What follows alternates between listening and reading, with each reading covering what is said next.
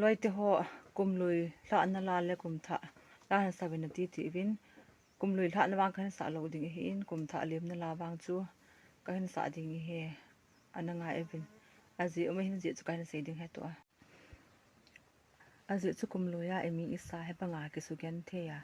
ipdinga ki thalel dham ipdinga mangpha o kum lui te la ki sading hamna azi a chu kum tha la bo khin sa din e na ngai pe te te win loi te ho to a hi kum tha holun din to ki thana kin jong kum sang tha hoi li la kan sa de he na ngai wi bol na wang khu a kum sang tha hoi li mi tin dam na di o ahung nung e ka ngày ka bang po nun na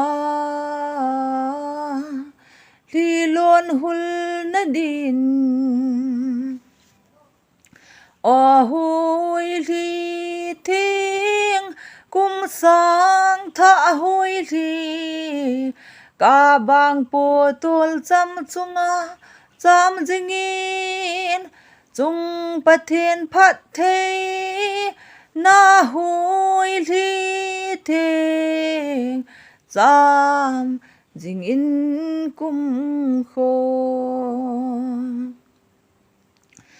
phat pha lo ho jong muk lung te jin te kum sang tha hui li mi tin lung mon na pe na kum sang tha hui li nei hoi dam pe un mole lang ho le thing tin pa hoi hon a choi hoi wang ho pa thiên lo pi na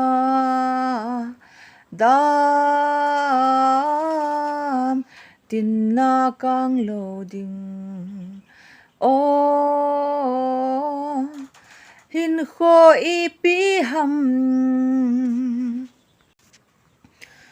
o hui li thing kum sang tha hui li ka bang po tol cham chunga cham jingin